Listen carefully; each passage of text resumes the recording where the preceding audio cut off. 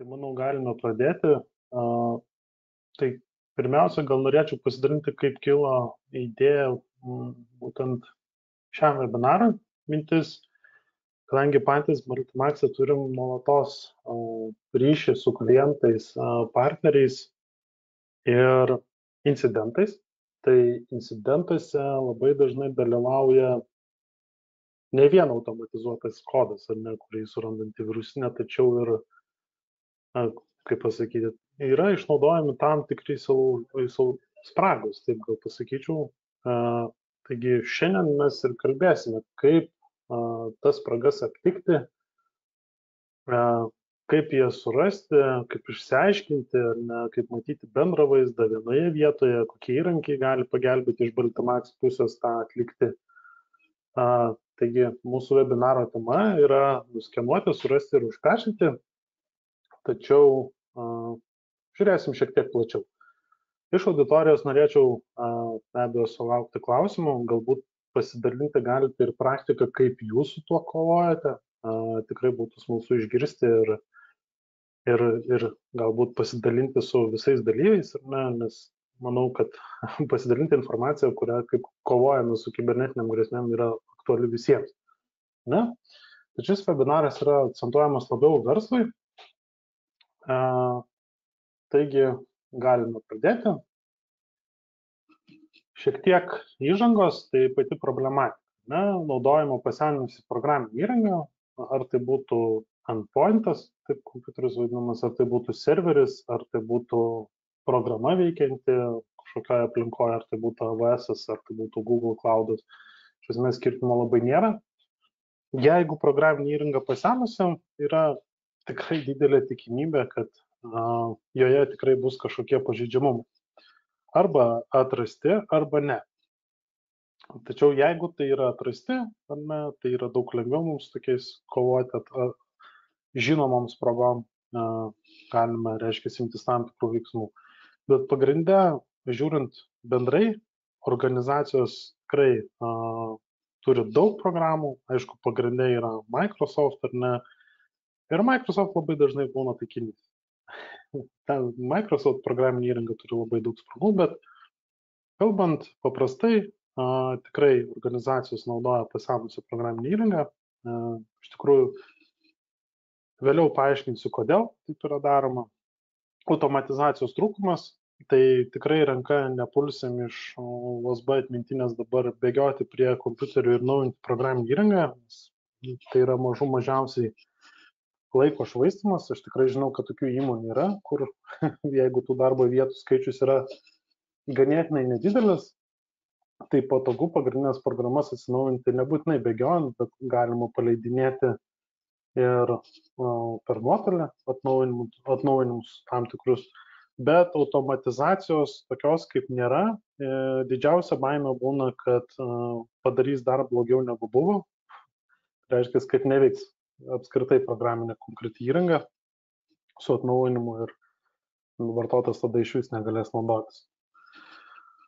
Riboti ištekliai, žmogiškiai ištekliai, kaip ir sakiau, jeigu mes kalbame, dažnai kalbant man su klientais, ar tai būtų XDR įrankis, ar tai būtų, kad yra pati antivirusinė, DLP įrankis, PAM-as, MDM-as, dažnai klausimas būna apie žmogiškuosius išteklius ir natūralu, kad klientas bando suprasti, kiek žmogiškųjų išteklių reikės vienai ar kitai programai išnaudoti.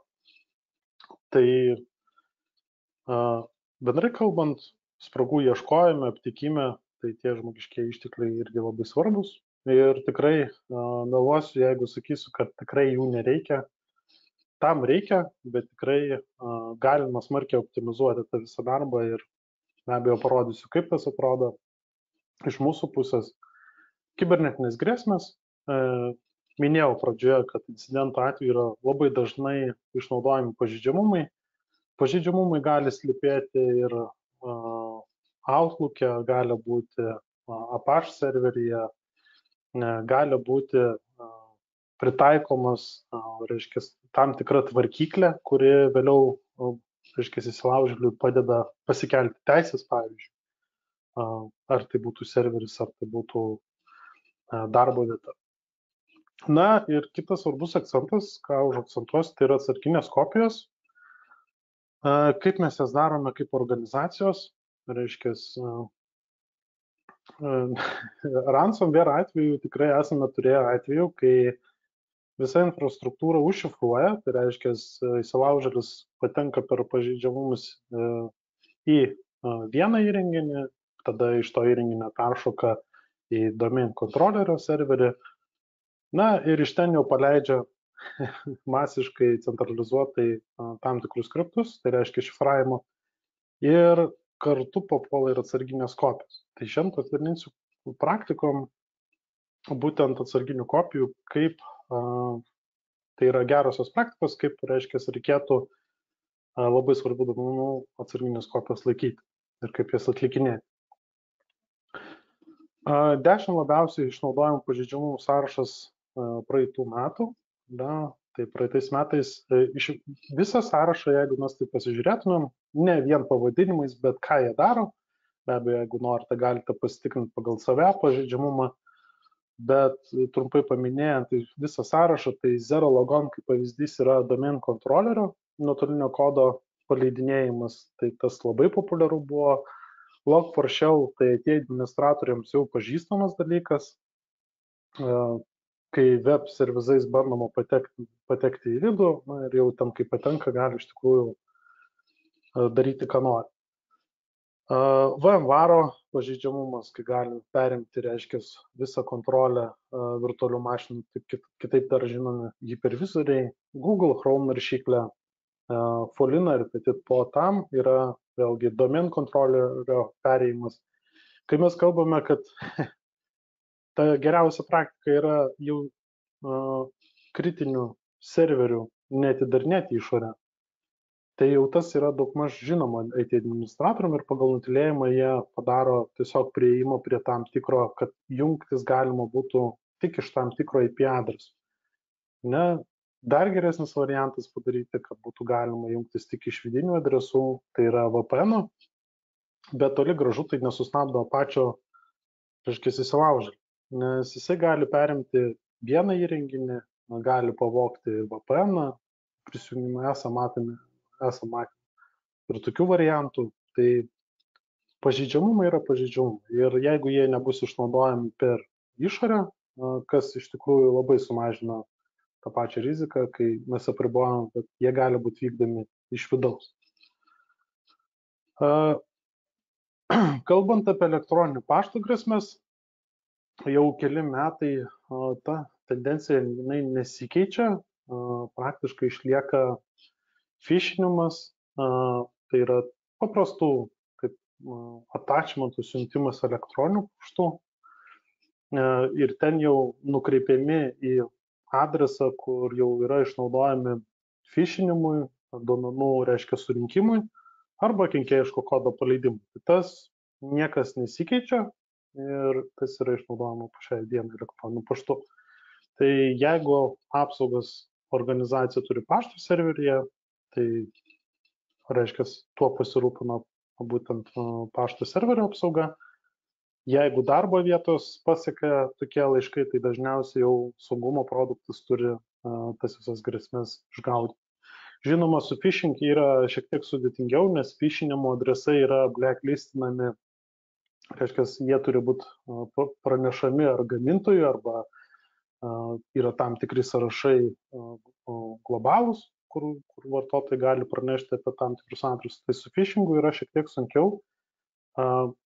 Ir jeigu tai yra kryptinga ataka sukurta prieš konkrečią įmonę, tai dažnu atveju tie phishing laiškai pasiekia galutinius vartotojus, nes pašto apsaugos nėra dar labai įmantrios, kurios gali, reiškia, sustabdyti tą tokią kryptingą phishing ataką. Tai dėl to, aš manau, šis sąrašas dėl to yra populiarus. Ypatingai pirmoje vietoje 38% phishing agent variantų. Jeigu panagrinėtumėm konkretų pažeidžiamumą, tai yra Microsoft išnaudojimas, yra gaunamas laiškas, laiške niekas nėra aptinkama išskyrus tam tikri tokie, kaip pasakyti, įsiūti failai, OLE failai, kurie gali vykdyti išnaudoti tam tikrą pažeidžiamumą. Kai kurios antivirusinės apsaugos gali to ir visiškai negaudyti ir traktuoti taip kaip sistemos veikimą.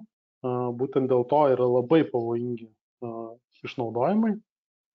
Ir čia, reiškia, atsisiunčiam failą, antivirusinė nieko nemato, tačiau yra išnaudojamas pažeidžiamumas vykdyti, reiškia, išdropinti, paduoti payloadą ir išdropinti, kaip pavyzdys čia, reiškia, keyloggerį. Keyloggeris tiesiog labai paprastai renka kiekvieną mūsų paspaudimą ir siunčia į serverį. Bet pats principas yra, kad ties šita vieta, reiškia, yra išnaudojamas pats pažeidžiamumas,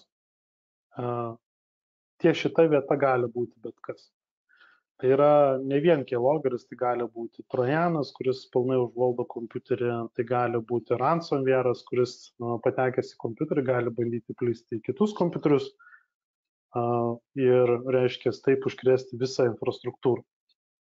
Keyloggeriai dažnai būna endpointuose, kai mėginama surinkti visus prisijungimus, ką vartotojas veda, arba IT administratorius, netgi taip sakyčiau. Susirinkus visą pakankamą tą informaciją, nelabai sudėtinga mums užvaldyti visą infrastruktūrą ir perimti serverių kontrolę arba išnaudoti kažkokiem tikslam. Tai vienas iš pažeidžiamumų.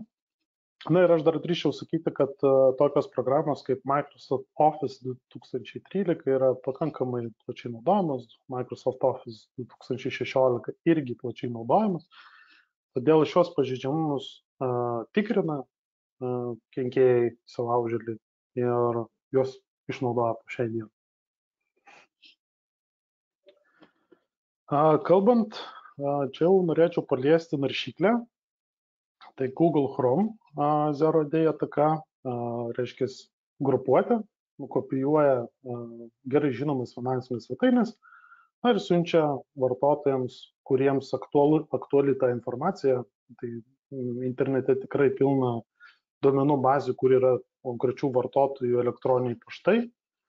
Ir jie tiesiog bando siuntinėję nuorodą, reiškia, phishing'u užsiema. Ir, reiškia, vartotojas paspaudžia nuorodas, atrodo tinklapis kaip ir viskas gerai, nerenka kažkokios jautrios informacijos, kas yra labai keista, nes dažniausiai tai phishing atvejais yra prašoma vartotojo pačio suvesti informaciją, o tokia ataka yra labai grėsminga, nes įėjus į puslapį svetainė vykdo JavaScript, ir jinai surenka visą informaciją apie vartotoją.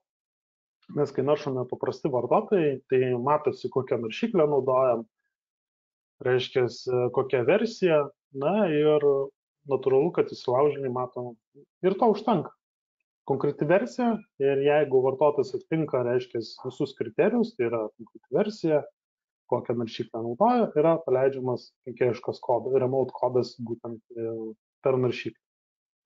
Ir toliau jau jisai užgrobęs vartotoją, reiškia, gali paleisti daugiau skriptų, tai yra remote kodų, taip nuotolinius kodus į patį įrenginį ir taip gauti vėlgi daugiau naudos, priklausomai nuo įsilaužėlio tikslo.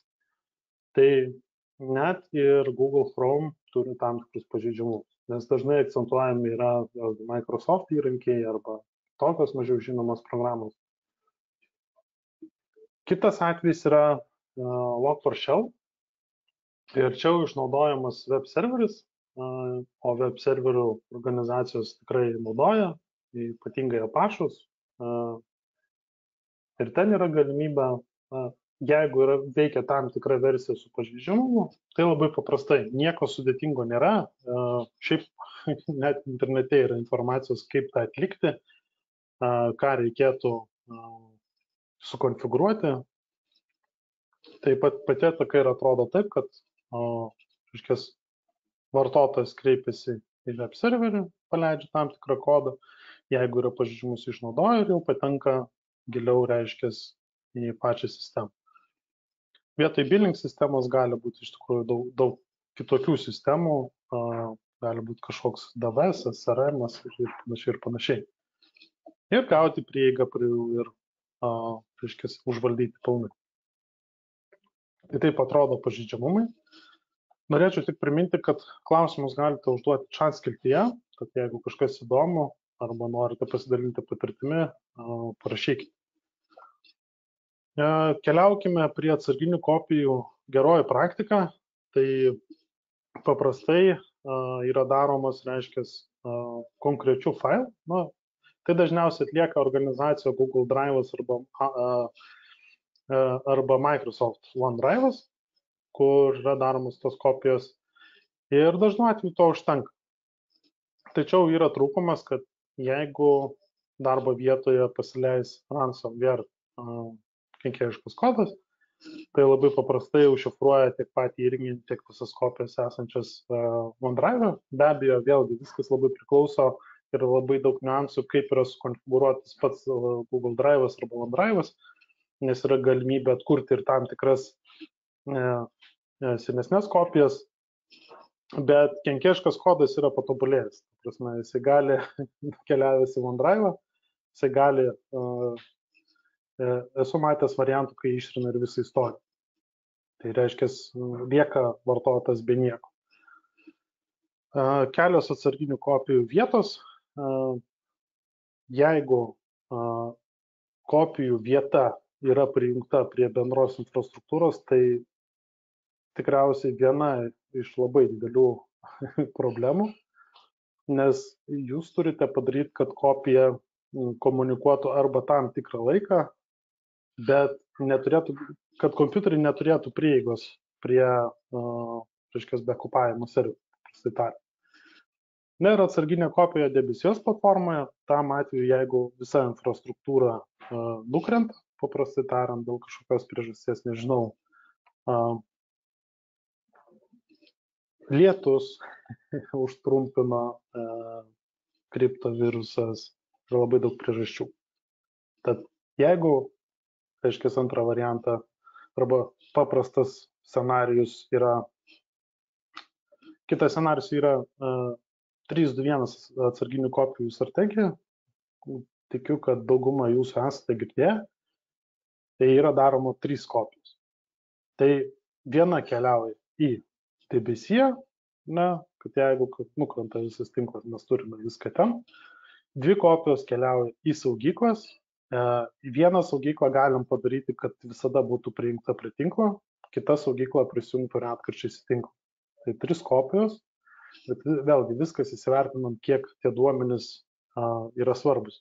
Aš visą laiką klausiu inžinierių, pristatant Acronis produktą, kiek svarbu, įsivaizduokite, kad jeigu visi jūsų duomenys dabar dingsta, kaip jums reikės dirbti ir kaip dirbs visa infrastruktūra, vartotojai su tuo, ką turi, reiškia be nieko. Ar tai yra įmanoma ar ne ir kiek laiko reikės jiem atsistatyti. Toks klausimas iš tikrųjų šiek tiek suglumina, bet ir kartu kritiškai pamastome, reiškia, kas nutiktų, jeigu nutiktų. Tai tokia yra labai gera praktika, 3 kopijos, 2 į skirtingas saugyklas, į 2 saugyklas, viena į debesiją. Tai pirmą įrankį norėčiau paminėti Asset Vulnerability Patch Management, tęsiant kalbą apie spragas. Tai Asset nuo Liepos mėnesio mes galime pasiūlyti Asset Vulnerability tikrinimą. Tai yra visiškai automatizuota, nieko vartotojui pačiam nereikia daryti, tai administratoriui nuėjęs į konsolę, jis gali tiesiog įjungti, pridėti licenciją ir iškart naudotis. Ir kadangi agentai komunikuoja minučių intervalu ir atiduoda visą informaciją į pačią konsolę vienoje vietoje. Kalbant apie patch managementą, tai jau bendrai krūvoje pažeidžiamumų yra surinkama 35 000 bendrųjų pažeidžiamų rizikos veiksnių. Tikriausiai esate girdėję apie CV metodiką ir kaip jinai veikia. Centralizuotas valdymas, rizikos mažinimas, nebūtinai mes galime automatizuoti visą procesą. Jeigu mes bijome, kad užpečinus vieną programinį įrangą kažkas nutiks labai blogo, tai mes galime tą pasirinkti ir pečinti ranka, pavyzdžiui, dalimis. Kai kuriem kompiuteriam, pavyzdžiui, paleisti tą atnaujinimą, o kitiems neleisti, reiškia, tikrai pasitikriname, kad veikia. Na ir be abejo, tas mūsų centralizuotas valdymas suteikia ir patogumą, ir jeigu yra noras, yra galimybė ir automatizuoti, tai jau pečint automatu. Demo parodys, kaip tas atrodo. Čia tiesiog yra labai paprastas dalykas, matome sąrašą programų ir iškart matome, kokie yra pažeidžiami, siejami su konkrečia programinė įranga. Galime tiesiog pasiimti CV kodą ir pasitikrinti, kas yra per pažeidžiamumas, ar mums būtina užpečinti, o gal tai visiškai nėra kažko labai grėsmingo, bet vėliau pasakysiu, kaip tai spręsti ir kaip tą daryti. Taip, gavau klausimą, jei nenaudoja Asset AV, o naudoja kitą, ar tinka Asset Protect Cloud? Na, šiek tiek reikėtų patikslinti klausimą. Reikėtų patikslinti, ar, aš kiek supratau, klausimas yra, ar yra naudojama taip. Patch managementas neveikia, jeigu nėra Asset, paprastai tariant. Jo, tai kita mano skaidrė, tikiuosi atsakysiu klausimą. Dabar patch managementas. Tai jeigu naudojate kito gamintojo antivirusinę, tai Assetas pagelbėti negali, nes Asset patch managementas ir vulnerability skenavimas yra pasiekiamas su tam tikrais paketais. Na, tai matome, kad vulnerability patch management, Asset Protect Complete įeina ir Elite paketai. Jeigu naudojate Entry Advanced, tai kol kas šis funkcionalumas nėra pasiekiamas. Tai kol kas yra būtent su šiais 3 paketais. Tačiau nereikia nusivilti, nes tikrai yra išeitis, jeigu naudojate kito gamintojo programinį įrangą, tai yra Acronis. Jeigu naudojate kitą gamintoją, tai galime su Acroniu, reiškia, nepriklausomai nuo antivirusinės gamintojo. Čia mes galime turėti, pirmas dalykas svarbiausias, Acronis, mes visi žinome puikiai nuo 2003 metų, kad yra Acronis, kuris daro atsarginės kopijas. Tai Acronis čia gali pagelbėti ir Acronis šiuo metu turi savo platformą, TBCos be abejo yra ir on-premise platforma, kurioje galima valdyti, bet akcentuosiu cloudą gal labiau. Ir ten mes galime iš tikrųjų backupuoti viską. Nuo 365 aplinkos, telefonų, virtualių fizinių serverių, Mac'ų, Linux'ų, reiškia, aš taip drįsčiau sakyti beveik viską.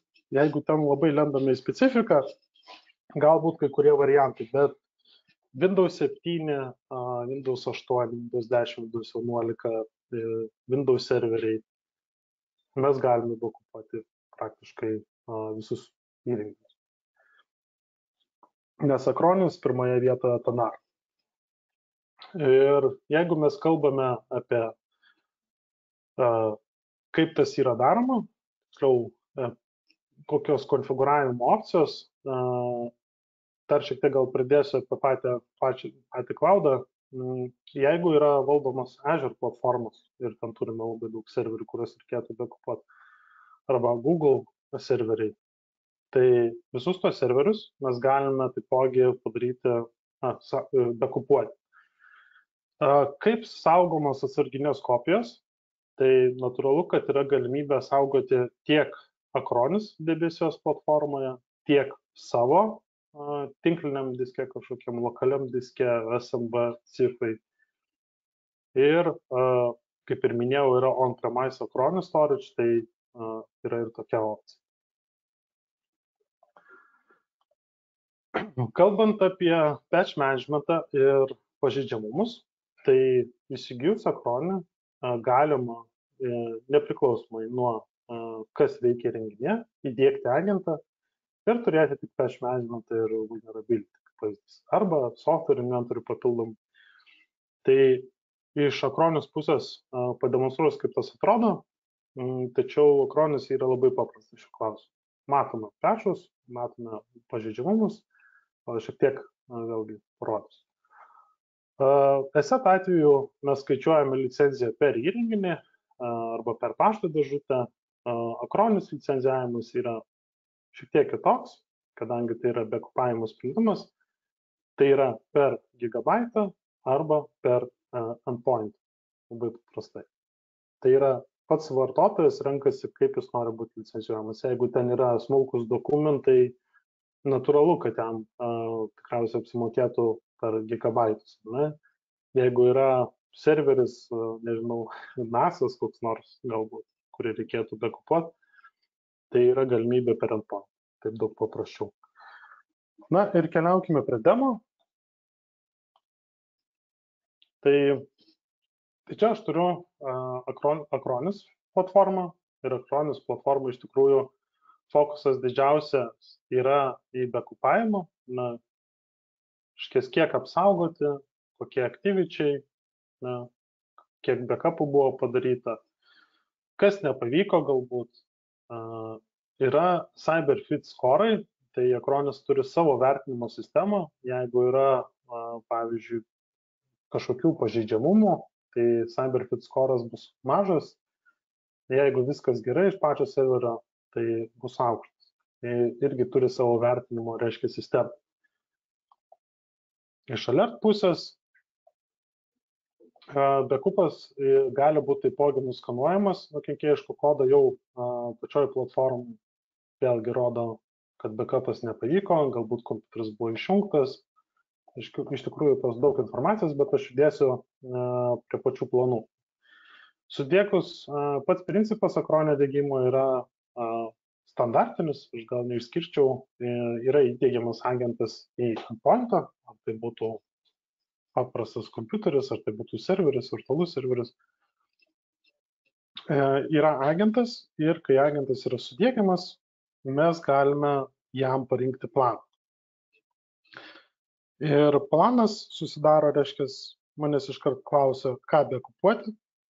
Backupuoti mes galime iš darbo vietos arba visą mašiną, reiškia, diskus, skirsnius, failus, folderius, jeigu man reikia duomenų bazės, Exchange duomenų bazės, Exchange mailboxus, SX konfiguraciją, ar galim visą state, reiškia, išsisaugoti, jeigu mums reikės atstatyti, kaip aš sakau, užliejo.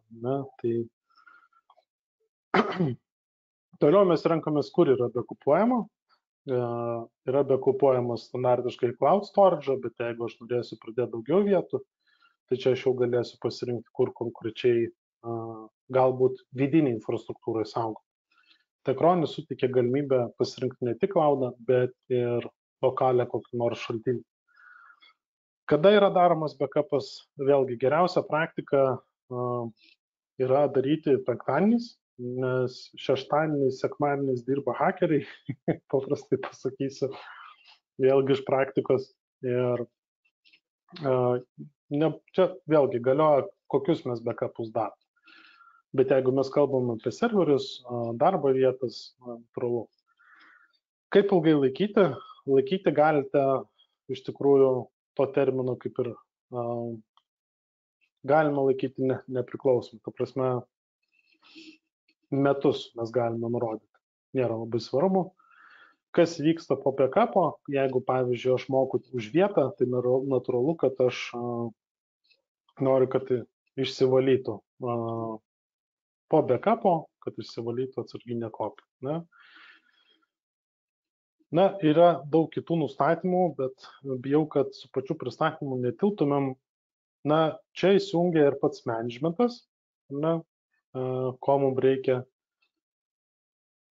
Ir, reiškia, pradės fiksuoti. Tai taip yra pritaikomas planas ir darbo vieta. Jeigu kas iš jūsų turite ESET, tai taipogi žinote, kad ESET turi politikas, prieisime dar prie to. Ir tai čia praktiškai analogas. mes turime planą, jį pritaikome ir taip ta darbo vieta veikia. Dabar kalbant apie software management dalį, tai čia software management dalyje mes matysime taip vadinamus patchus, tai kokia versija yra įdiegta, kokia yra naujausia ir mes galime iš karto čia nusispręsti, ar tai approve ir tą visą vėlgi automatizuoti. Reiškia, kaip diegiamas į pačias sistemas. Galbūt 7-zipas nekelia tiek daug grėsmių, bet matau, kad guli critical ar ne atnaujinimas ir aš galiu, aišku, pasižiūrėti. Čia yra saugumo atnaujinimas, nuėjus patikrinus KB, aš aišku turėsiu daugiau informacijos, kas ten yra daroma tame atnaujinime. Tai vėlgi, tai visą sąrašą mes turime. Vulnerabilities, reiškia pažeidžiamumai ir vėlgi labai paprastai turiu CV, labai paprastai ūkiškai paspaudžiu pasižiūrėti.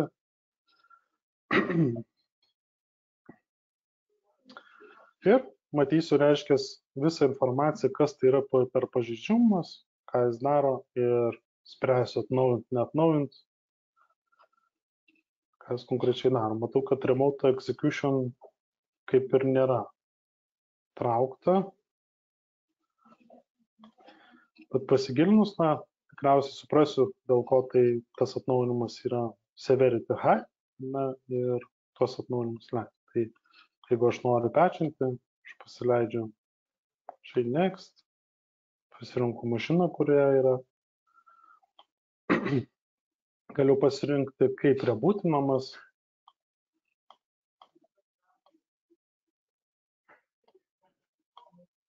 Paspausiu, kad nerebūtintų, o pats vartotojas nuspręsiu, gal kažkam duomenų bazę sugadinsiu. Matau, kad reikia ką jums papildomai dar plane tikriausiai. Bet pats patchinimas yra būtent iš tokios pusės. Taip, software inventory, matau, dėl politikos nepritaikymo nėra, bet paprastai tariant, tai visą sąrašą. Keliaukime prie set pusės.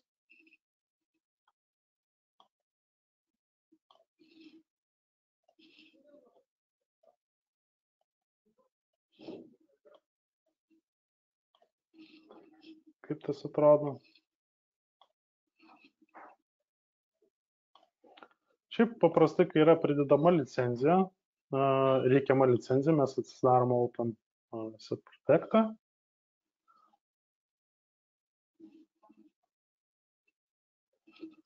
Čia mes turime dvi skiltis, kurios atsirado po Liepos mėnesio atnaujinimo. Tai yra vulnerability skiltis ir patch management. Bet įprasta tvarka, tai jeigu mes prisidedame licenciją, kuri palaiko vulnerability scanner ir patch management, tai mums iš karto iššoka langas, ar mes norime jungti. Ir įprasta tvarka mes įjungiame policies dalyje, kadangi setas standartiškai viską valdo per politikas ir yra suformuojama tokia patch managemento ir vulnerability politika. O visi nustatymai, reiškia, yra labai paprasti. Ar mes įjungiame auto, reiškia, jeigu auto mums nebus, tai mums tik skanuos, kokios versijos yra galimos atnaujinti naujas. Jeigu mes įjungiame auto, jeigu čia išjungiam, tai man natūralu, kad neduoda kitų opcijų, bet čia aš galiu nusirodyti, kaip yra pertinamas pats įrenginys. Ar nusprendžiam už vartotoją, ar vartotojas pats sprendžia. Yra galimybė schedulint. Jeigu aš noriu, pavyzdžiui, visą savaitę beveik palikti visus ramius ir penktadienį pradėti patch management. Per penktadienį gal nebe kupas, ne tas atvejis, geriausia tikriausiai leisti būtų pirmadienį patch managementą, kai visi ofise, kai visi darbingos dienos ir jeigu kažkas neveikia, mes galime statyti, nes penktadienį, jeigu kažkas savaitgalį norės dirbti ir neveiks, tai nėra irgi labai gera opcija. Čia mes galime nusirodyti, reiškia, pačią patchinimo strategiją. Mes galime tokį susidėti sąrašą, mes galime, reiškia, padaryti, kad listą tam tikrų programų, kurios pečiname. Tai pavyzdžiui, geriausius produktus Microsoft, visas naršyklės įtraukiame.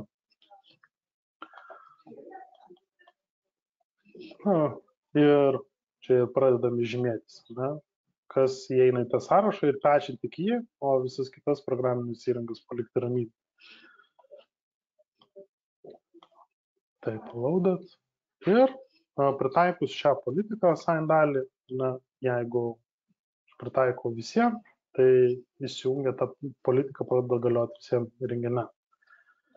Na ir po tam tikro laiko, kai bus pritaikoma šita politika, tai vulnerabilities dalyje atsiguls iš tikrųjų vėlgi įprasta tvarka set konsolėje, visi pranešimai reiškia. Ir čia yra taip matuojama risk score. Jeigu tas pažeidžiamumas yra aukšto lygio, tai natūralu, kad reikėtų atkreipti dėmesį, matome, kad yra mažesnių, yra iš vis labai mažų vertinimų.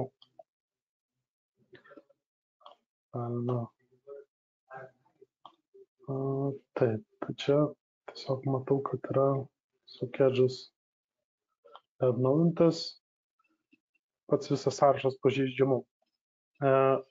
Suteikia matomumą vienoje vietoje. Kalbant apie patch managementą valdymą, aš dabar neturiu labai gerų pavyzdžių, bet jeigu atsigula, reiškia, tam tikros versijos, kokios yra dabar, kokios yra naujausios, tai mes tiesiog labai paprastai application. Jeigu mes pasirinkam, kad ne automatiškai atsinaujintų, tai šita vieta tikriausiai bus nuolatinė peržiūra, reiškia, iš jūsų pusės, nes jeigu rankiniu būdu reikia pečinti, tai tą vėlgi galite prisitaikyti. Taip iš mano pusės. Nežinau, laukiu jūsų klausimų, nes webinaras juda į pabaigą, taip pat 40 minučių ištiksėjo. Taip, turim klausimų ir gan nemažai.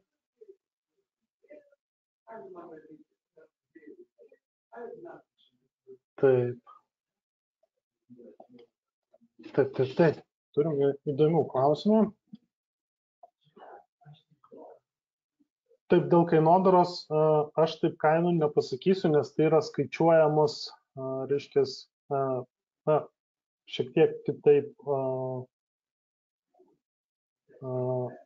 kitaip negu aš žinau.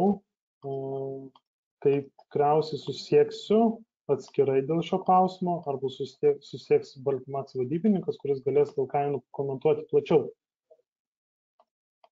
Taip, dėl patch managemento atsakiau. Assetas veikia su asset produktais, Acronis gali veikti atskirai nepriklausomai, koks saugumo produktas veikia darbo vietą. What to backup, ar galima pasirinkti tik SQL plus file, ar tik entire, tokiu atveju reikia rinktis? Tai galima atskirai, jeigu mes kalbame apie, reiškias, backup duomenų bazės. Galime pasirinkti atskirai ir visą mašiną, ir galime tik Microsoft SQL duomenis. Tai tiek DB atskirai, tiek mašiną galim visą paimti.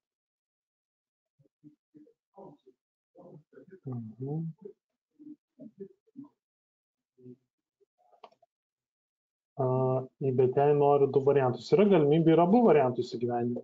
Paprasme, galim bekupuoti ir entire, ir pačią duomenų bazę. Tai tokia galimybė tikrai yra. Taip, koks backup laikymo terminas? Tai Acronis platformoje backupą nusistatote jūs. Ribojimo kažkokio nėra. Galime nusistatyti kiek tik tai mėnesių norite. Tai prasme, nėra ribojimas, viskas priklauso nuo jūsų norų. Taip, reset patch management update'ina ir driverius. Driverius.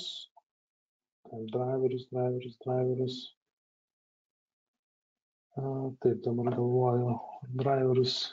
Jeigu gerai atsimenu, tai driverių resetas neupdate.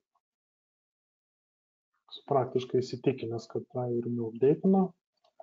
Na, driverius update'inti yra šiek tiek rizikinga. Taip sakyčiau. Taip. Daug metų naudojam. Taip. Taip, matau, kad vartotojas pasidalino tiesiog padakių deploy inventory pastoviai. Na, aš neneiksiu, patch management įrankių rinkoje tikrai yra, ta prasme, jie veikia.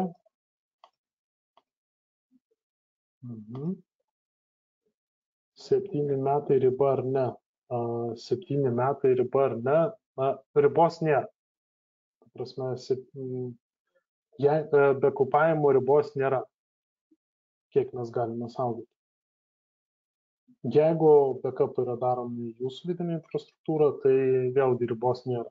Laikotės kiek norite. Taip, klausimų matau nebeturime. Iš tikrųjų, net jeigu tų klausimų ir yra, o jeigu ir norėsite konkrečiai detalesnio pristatymo apie asset arba Acronis produktus, tai drąsiai galite kreiptis į nurodytą paštą.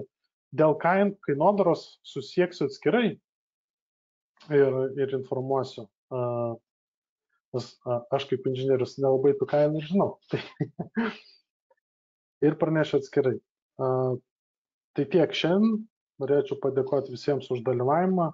Geros dienos, likusios savaitės ir iki.